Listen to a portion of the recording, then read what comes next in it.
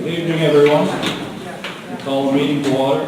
My name is Ron Wary. I'm the chair of the AOS, Winslow School Board member. First thing we'd like to do is introduce the front table. Ma'am? Hi, I don't think the mics are on. I don't need it anyway. I'm Pam Trinwood. I am on the Waterville School Board. Earl Combs, I'm on the Winslow School Board. Kevin Lavassa, I'm on the Vassarboro School Board. Eric Haley, Superintendent of AOS 92, which includes Vassarboro, Waterville, and Winslow. Welcome. Paula Pula, Finance Director, AOS 92. Sarah Sylvester, Waterville School Board. Peter Tiberton, Assistant Superintendent of AOS 92. Elizabeth Mitford, Waterville School Board. Lee Cabana, Waterville School Board, this is it. Thank you. Now we need a motion to elect a moderator from the floor. Chairman, I nominate Richard Thompson. Do I have a second? Sarah? We now need 3 people to sign the written ballot.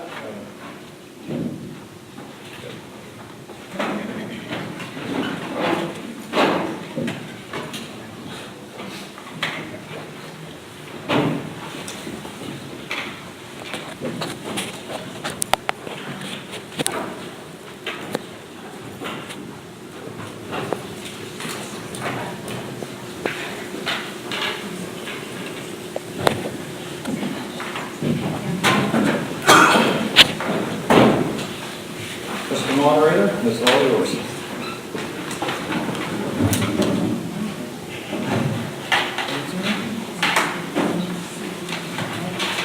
You hear me? Yeah. Go back.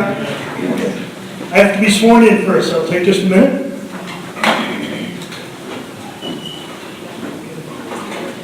I, Richard Thompson, do swear that I will support the Constitution of the United States and of this state,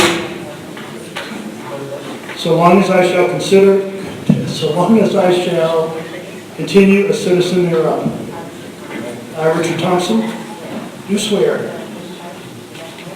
that I will discharge to the best of my ability the duties incumbent upon me as moderator of the December 2014, excuse me, of the December 10th, 2014 AOS budget meeting according to the Constitution and the laws of this state. Thank you. It's as if I've not taken that oath before.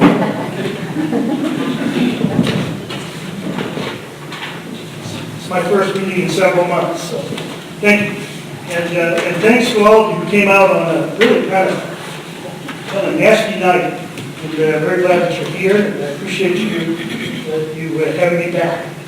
There are a few things I would like to do before we begin. The first of which is to talk just a little bit about the meeting and the rules that we'll use and what will happen as we progress through the meeting. To begin with, I want to point out that the exits are behind you. There are also exits on either side. If we had an emergency, you can leave. Restrooms are out up through the top up there. I would ask you if you have a cell phone, if you would quiet, and I will do the same again.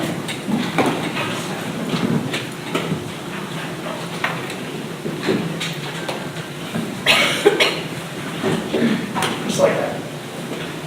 Okay.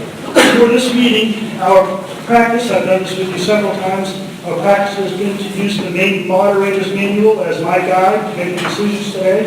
I ask if your consent to use that. Is there anyone that would object to using that as my guide tonight? There being none, the process will go forward in that way. There are a few things that we will do, and I'll outline how we'll process those. First, we'll begin with the superintendent. He will present a report once he is done and present the decisions made by the board and answer any questions you have. Once he's finished with his presentation, I'll come up and moderate so that I'm sure everyone can hear the questions. I would ask when I recognize you that you state your name and the town or city that you are a registered voter of, so that we can capture that information. Once we've finished with any questions that you may have, we'll move through the warrant articles, starting with the article number 1, and move our way down through the entire list.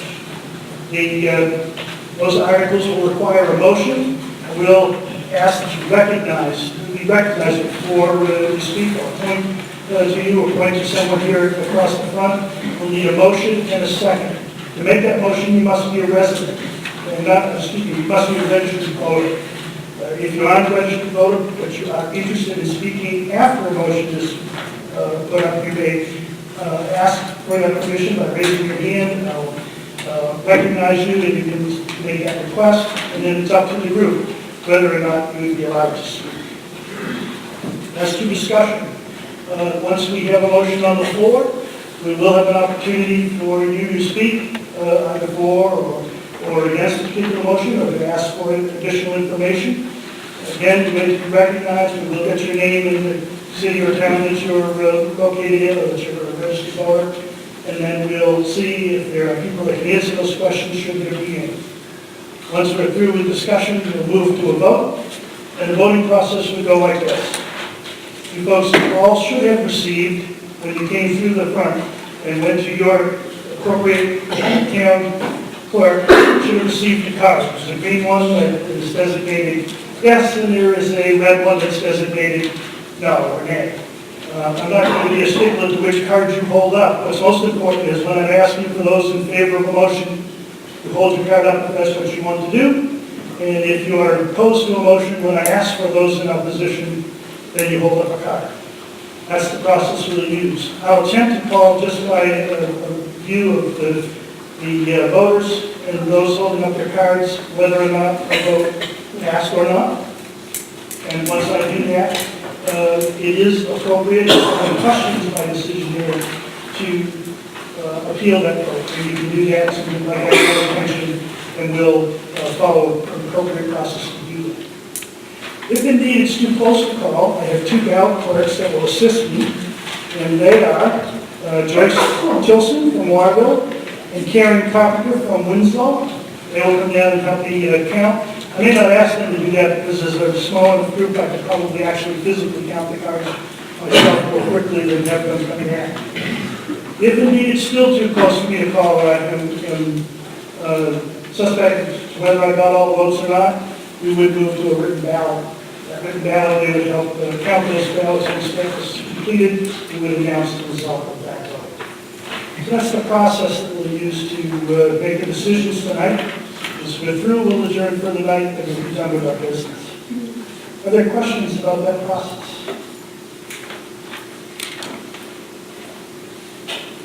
There being none, I would like to welcome Superintendent Eric Hanley to take the microphone and work his way through his opening presentation.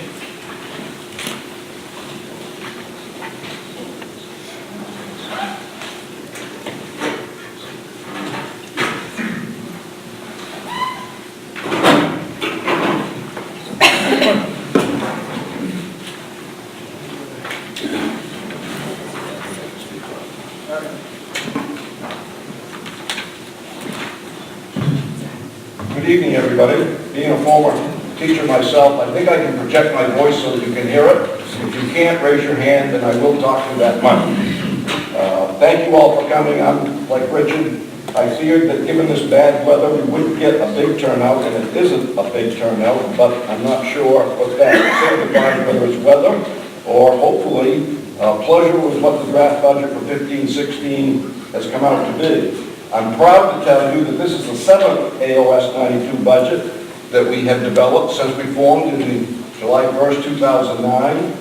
And this budget is less than last year's budget, and it is less than the very first year's budget that we created.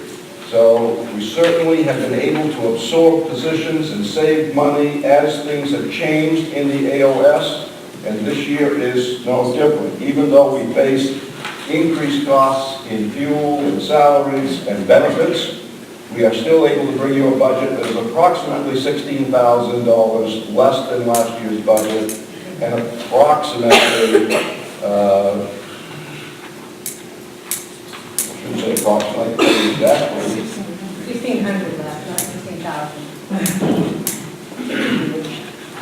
It is $14,000 less than the very first budget that we presented to you in 2009-10.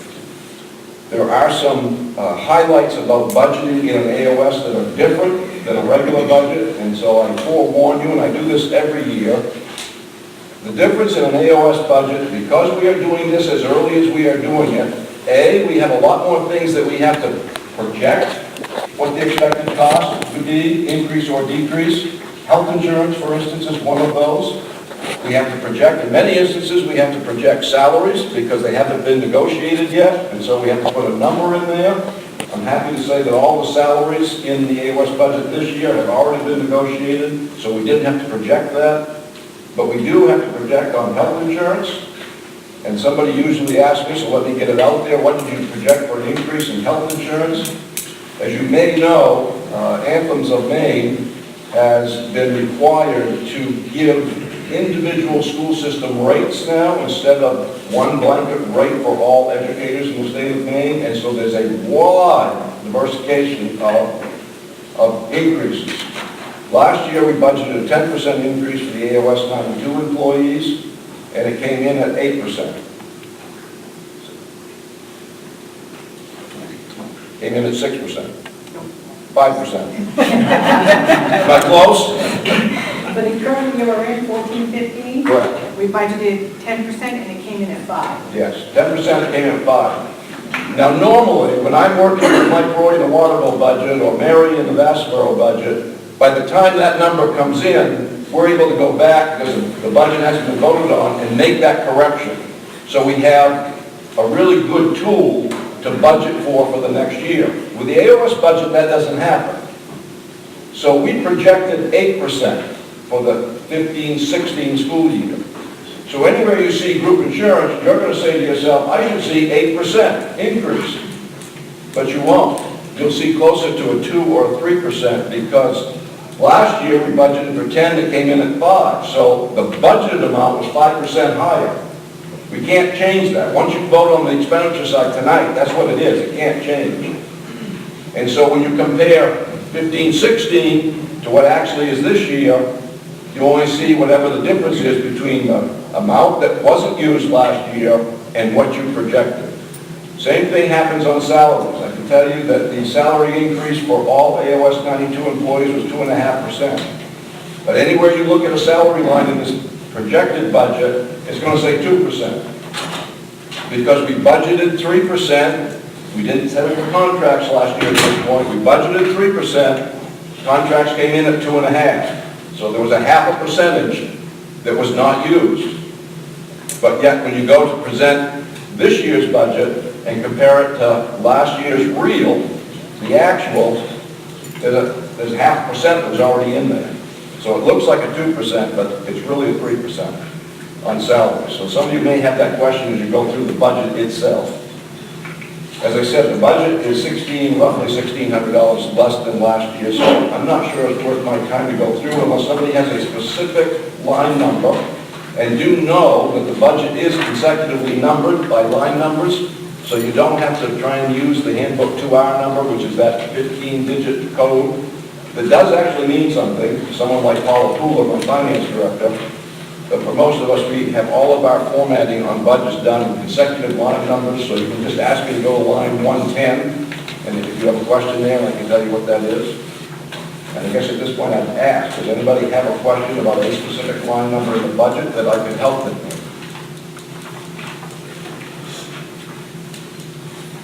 Any questions?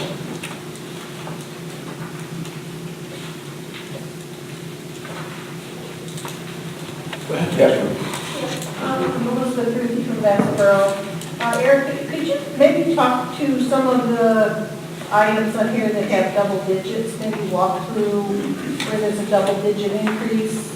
sure. You know that, There are several of them. Sometimes, and that's a good thing to do, is to see where you get double digit, either plus or minus. right. But because sometimes the numbers are very small, $100 could be a double digit. Right. So if you have a specific one, I would love to. Well, on the first page, talking about the tuition reimbursement, and it's that persistent all the way through. Could you just talk about, if there seems to be a change there, maybe you could talk about what that's about? So- Tuition reimbursement, let me do tuition reimbursement. Yeah. We have a contractual obligation for $2,660 for each administrator for tuition reimbursement. And what we found, so we have to budget for that. Whether they take courses or not, we have to be prepared to pay up to that amount for their coursework. And we found over the years that most don't, because they've already got their advanced degrees. So even though we are financially and contractually obligated to pay that if they decide to take a course, what we've done is called them, like I would call Ellen Whitcomb and say, do you plan on taking any courses next year? And if she tells me no, then even though it's a contractual obligation, I subtract it out of the budget. So that one you'll see is $1,700. What Ellen, she doesn't mind me saying, is that she planned on taking one. So I wasn't able to get the whole $2,660 from that particular line 9, but I was able to get close to a little over $1,000. So when you see the parentheses, you mean it's less than last year by over $1,000, and that's a 22.98% decrease.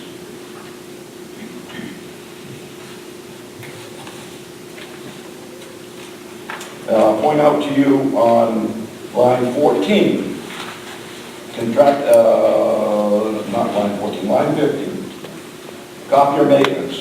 It looks like we eliminated copier maintenance completely. All $4,200 you see is in parentheses, which means negative, that it went down $4,200. But actually that's not the case. It's moved to line 25, supplies printing. You'll see that there's a number there, and that it's decreased considerably.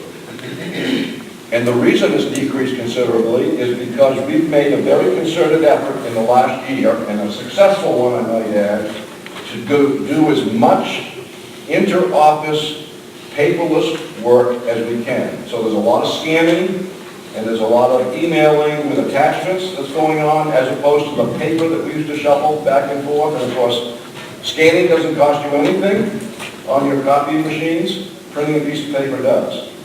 Say nothing about the cost of the paper. So that's one of those that technology really has saved us. And every time we, for instance, edit lists for accounts payable, now come to me on an attachment on my computer. I approve them on the computer and send them back to accounts payable. That used to be all paper. Coming to my desk in a folder, and I would have to go through on paper, and we don't do that anymore. It's all done on. There are a lot of double digits, so I don't know if I'm sure not everybody wants to hear about every double digit change one way or the other, but What about 132? 132. I'm sure it's straightforward. I'm Cloud Hoffman from Waterville.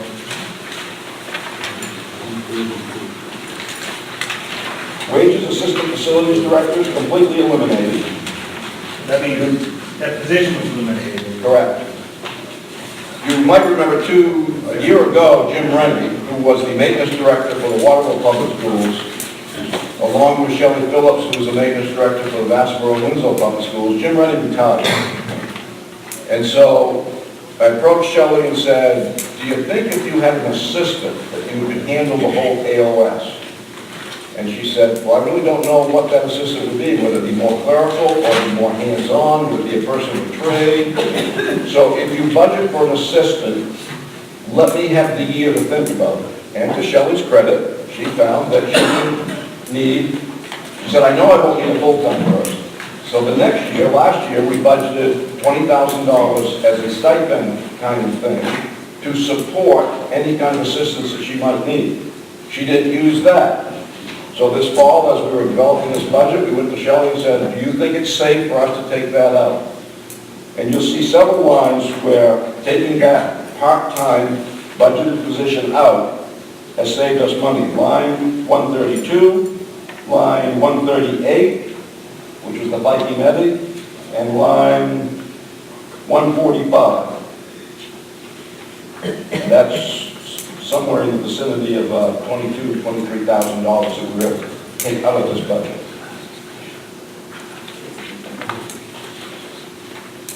Other questions or other double-digit changes that you'd like to hear about?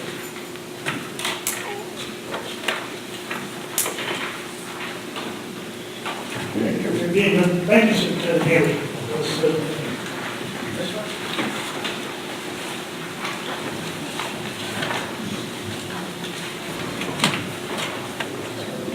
Turn just a little so that I can see everyone as best as I can. Make sure that what can be heard, you're over on this side or over here, that you get my attention so that I can certainly recognize.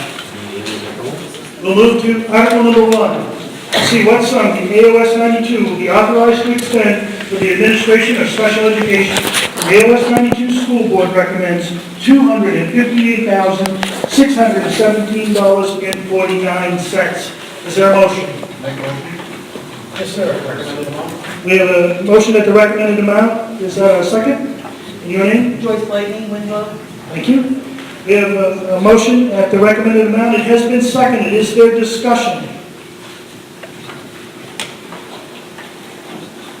There being none, all those in favor of Article number 1 at $258,617.49, please raise your card.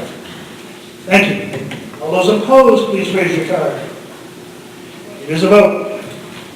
Article 2, see what sum the AOS 92 will be authorized to expend for system administration. The AOS 92 School Board recommends $1,304,649.20. Is there a motion? At the recommended amount? Yes. We have a motion. Is there a second? Second. Moved and seconded at the recommended amount. Is there discussion? Yes. Kyle Tompkins, Nassau. I just wanted to say that I object to the 2.5% raise that's in here.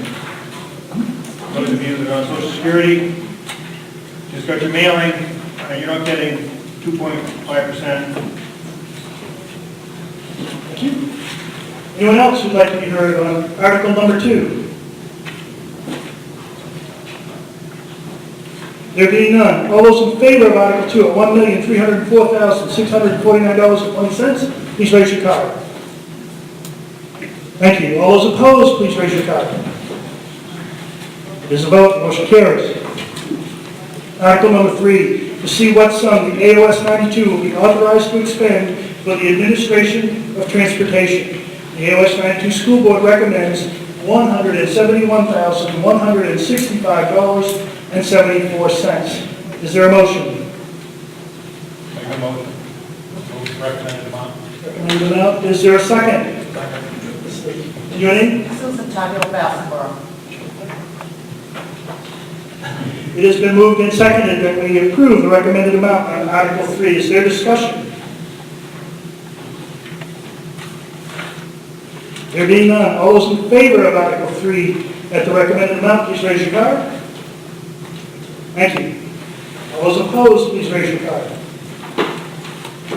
Motion carries. All right, I make a motion that we combine Articles 4 through 11 at the recommended amount of 0 for all.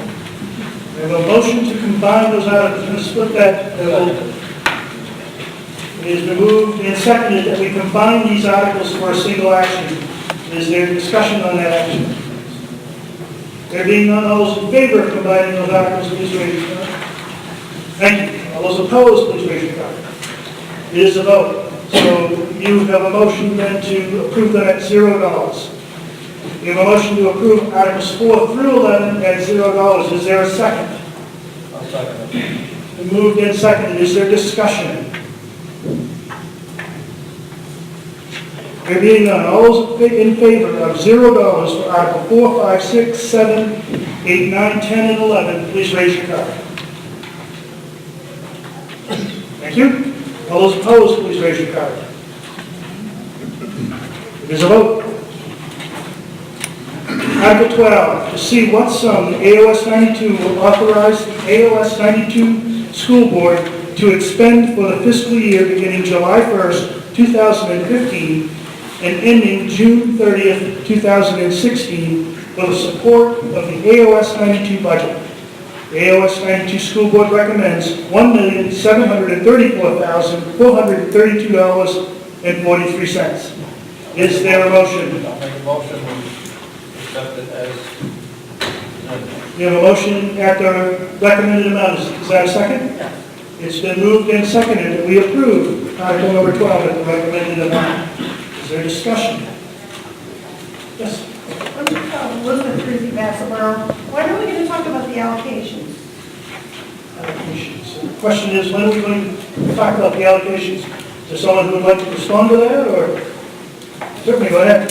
I think you're probably talking about the cost-sharing formula? Yeah, Yep. I'd gladly speak to that. Would you like me to do that now? I think that would be good. It's okay. Not entirely, but it ultimately it impacts the end result. We'll give it a little bit of time. Sir, what did you say, Mr. Moderator? Well, the question is, does it pertain particularly to this article? And I think where it's a combined article for the total amount of expense authorization, I'd allow it to continue. It's really the only way we can talk about it, isn't it? Since we're voting on warrants. It would have to be related to an article, that's right. So I've approved that to happen, and Mr. Haley is here. That's the multicolored sheet. It's actually two sheets. And if you remember from previous meetings, because I see you're all familiar faces here, but if you remember from previous meetings, the cost-sharing formula developed when we formed the AOS 92 was set up such that 50% of the total cost of each category that you voted on at this point, 50% was determined by your resident pupil numbers in comparison to the total AOS as a percentage, and 50% of your assessment was determined by your valuation, 3-year averages on both, resident pupils and valuation, 3-year averages, as compared to the total valuation in the AOS 92. And so what this cost-sharing multicolored sheet shows you is across the first row, in 15-16, special ed, $258,617.48, or 49 cents. And if you want to know how does that break out, who pays what, what's Vassalboro's share, what's Waterville's share, what's Winslow's share, go down to the fourth row, you'll see a number, 129,308.75, which is half of that 258. And of that, if you do it by valuation, you'll see that Vassalboro's share is $24,478.40. If you move horizontally to the right, you'll see under resident pupil, Vassalboro's share is $23,552.37. Well, you say, well, wait a minute, how can it be different if it's half and half? Well, you take the half of the expenditure side, and then you figure the percentages that your valuation is, 3-year average, in comparison to the total AOS, and your resident pupils in comparison to the total AOS. And you can see that Vassalboro, in this particular case, makes out better on the 50% assigned to resident pupils, because your share is less, your assessment is less, even though we're still looking at it in comparison to 50% of the budget. And then the total by that is $48,030. Now you do the same thing with central office, which is the next one. I'm back up on the top row. Central office cost total $1,304,649.20. You follow that down to the fifth row, and you'll see $652,324.60, which is 50% of that total cost. Then you'll see Vassalboro valuation, you're going to pay 50% on your 3-year average, $123,486.32. Resident pupil on 50% would be $118,814.80. And again, if you're getting treated better by using resident pupil than you are by valuation. And then you can do the same thing for transportation. Down at the bottom, we have the totals. So Vassalboro, Waterville, and Winslow's total assessments, as derived from 50% valuation, 3-year average, and 50% resident pupil, And you can see that those three assessments add up to the projected budget, $1,734,432.43. You turn the page and we've given you some history of assessments. So it goes back as far as 1213. It shows you what Vassalboro paid versus Winslow paid versus Waterville paid. And then over on the far right, we show you the change from the previous year. So for 15-16, you can see that Vassalboro's assessment is going up $1,531.94. Waterville's assessment is going down $1,888.28. And Winslow's is going down $1,334.73. And that's based, the reason for that is the valuation of Vassalboro versus the valuation of Waterville and Winslow. Both Waterville and Winslow are decreasing in valuation at a much higher rate. We're all, thankfully, staying relatively constant on pupils since we formed this in 2000. We're all three communities doing better than the state. We're losing students, but not as quickly as is the state. And that actually helps us for state revenue, helps all three communities for state revenue, because what the state does to determine what you need for state revenue is to look at your community's total valuation and divide it by the total number of students you have to educate. And then they say you have X number of dollars per student, X number of dollars of valuation per student for, let's say, the town of Vassalboro. And they put you in rank order. They have the whole state, every community. They have you in rank order and how much valuation you have behind every student you have to educate. So if you think about that, if your valuation goes down and your pupil count goes up, you're going to spend a lot better on state aid, because as far as the state's concerned, you just got a lot more, because you've got less valuation per student to educate. So when you see both factors going that way in comparison to what's happening statewide, you know you're going to get a better return on state revenues. Eric, thank you for walking through that. I really appreciate it. And I actually understand it. I mean, I have understood it, and I understand. I'm helping to hear you say Of all people, I knew you would. I have to say, looking at it this year, the seventh time, it's really, with a little help from a friend or two, I started thinking about how we're really doing apples and oranges between Vassalboro, Waterville, and Winslow. And that's because some of our kids are in private schools. We have that choice in Vassalboro. So, asking a few questions, we've got 220 kids out of the 680 that determine the head count that are in private schools. Now, I know that our kids went to private school, right? So that's part of the reason I live in Vassalboro, right? So the question I have is, does your technology person really help those 220 kids who are outside? Do the facilities people really help the 220 kids that are outside the AOS system? That's really the question I have, is we're not really doing apples and oranges. We're helping to raise that income for the allocation of the school or whatever, or your expenses, but there's still kids who are outside of the AOS that are supporting essentially overhead.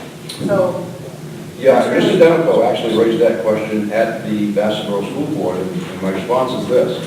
We're still responsible for those students if they have IEPs. We still send our special ed director or assistant to those IEPs. They're still responsible for making sure that their educational programming is correct.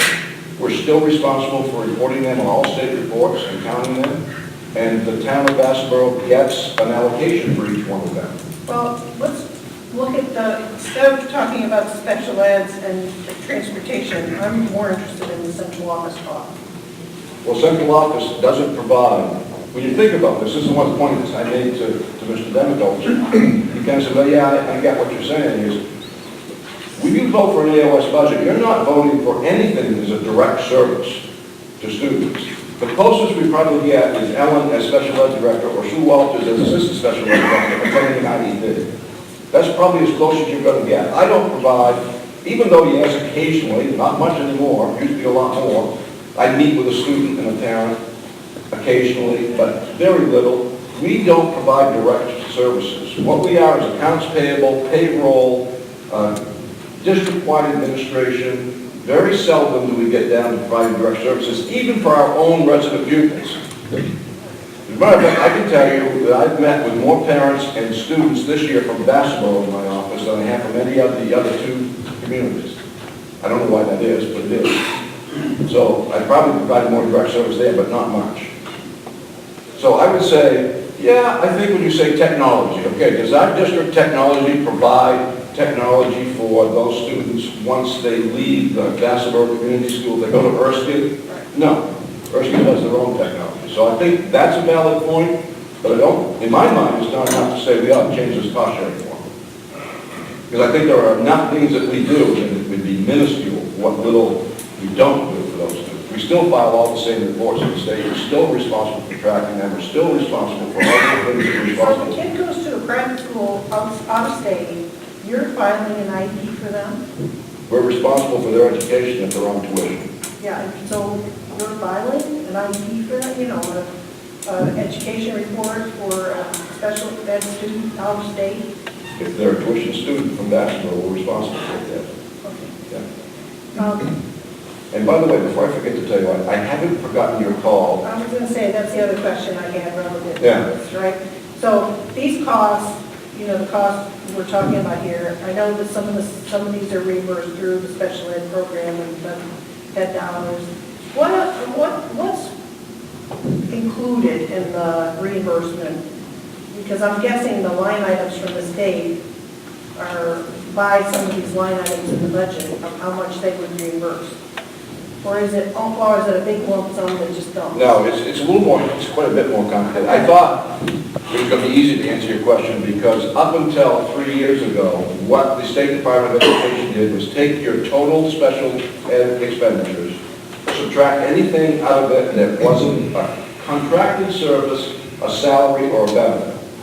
So they wouldn't reimburse you for supplies, they wouldn't reimburse you for equipment, none of that got reimbursed. But all of your contracts, all of your contracted services, for instance, the assessment that you pay to the AOS, that is a reimbursable cost to you. And then what they did was, because this was still expense driven, those of us that have been around a while, the original finance law in name, I say original, the one before EPS, I don't know back in the 1800s, but the one before EPS was all an expense-driven model. The more you spent, the more reimbursement you got. Well, they didn't know how, when they formed the EPS model, they didn't know how to handle transportation, special ed, technical centers, and so they left those three expense-driven. So they would take, if we spent, let's say, in the AOS, in Bassboro, $800,000. And of that $800,000, $600,000 were allowable expenses under reimbursement. They would take $600,000 and they would multiply it by an inflation factor of which they determined, usually in the 1% to 2% range. And 2 years after, you would get $600,000 times 1.02. And so I started to do that and said, oh, I can't do that for you because they've changed that now. Now they pay you an extra 15% of your per pupil allotment for, take that down, they pay you an extra 27/100 of your per pupil allotment for up to the first 15% of your student population.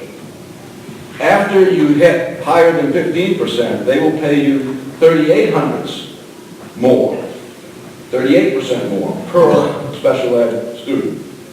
So you have to go through, and it's a much more complicated kind of calculation than that. What about the central cost, the central office cost? That'll have to be the last question, so I can at least let others have an opportunity. Sure. I don't understand what you mean by You've that. been talking about special ed costs. I'm wondering about the central office cost. All of that comes in as reimbursable to each community that contributes to it. So all three communities, whatever your special ed assessment is, I think it was 42,000 or something like that, that's all reimbursable. And the central office cost, that line, the second line?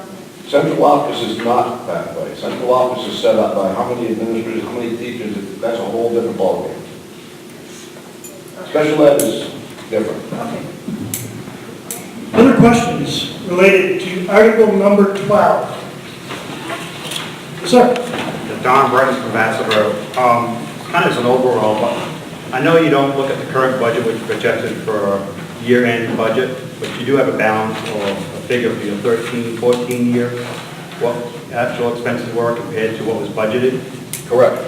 So can you share with us what that figure is, and if there's a savings, where that money is? It's in the undesignated fund, Okay. and it stands at $252,000 as of July 1st, 2014.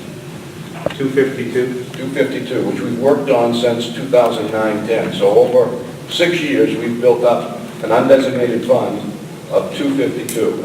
And what Don is talking about, for those of you that don't understand budgeting, is you budget, you do your best to make sure you're as accurate as you possibly can. And as a superintendent, you don't want to see red ink on end-of-year reports, because that means that you're expending more than you were given authority to expend. And so generally you like to see, oh, look, there's $10,000 left over from all of these lines, you know, $5 here, $15 there, and $100 there. There's $10,000 total that we didn't spend that we budgeted for. That automatically drains into what they call the undesignated fund. And when you get that to an appropriate level, now we started in 9-10 with nothing in the undesignated. And you remember that was the year where we had full cost of transportation, including bus drivers and everything, and full cost of special ed in the AOS budget. And it was also the year that Paula and I only built the Waterville piece of that. The existing Vassar structure built the Vassar budget, and because we didn't know if we were going to form an AOS or not. And so my best advice to the other two schools were just build your budget like you regularly do, and if we become an AOS, we'll just put it together as best we can. So Winslow built theirs, Vassar built theirs, we built Waterville's, and lo and behold, we became an AOS. And so we put those together. And at the end of the year, we had $420,000 left over. And as we looked at it, because Paula was smart enough to keep 3 sets of books that first year, just so she could compare who's spending what and who's not spending. And 360,000 of that was Vassar's money, because the budget was over budgeted in transportation by that much money. So we went to the AOS board and said, look, I know our agreement says that we will cost share any remaining balance at the end of the year, but that really wouldn't be fair, because the vast majority of this money is Vassar's, because they over budgeted in transportation. And to their credit, the AOS board said, if you've got 3 sets of books, you can demonstrate that's Vassar's money, give it back to them. And so everybody got back what they had left over, because Paula had 3 sets of books, as well as a comprehensive one. That was the, and so we ended 9-10, again, after we reimbursed everybody, with $0. So then, anything after that, we just let drain into the undesignated. Now, what auditors will tell you is that you should have 16% of your operating budget in an undesignated fund, of roughly 2 months of operating expenses for an emergency. That 252 is 14.5%. So we're almost there. Once you get there and you say, okay, we've got enough in the undesignated, what do you do with anything left after that? You create a revenue line that says carry forward.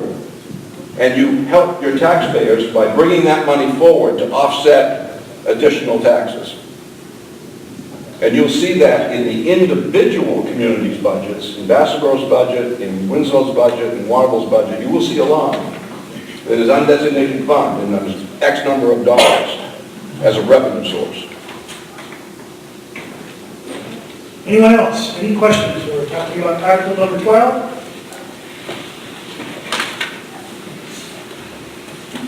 There being none, we'll move to a vote. All those in favor of $1,734,432.43, please raise your card.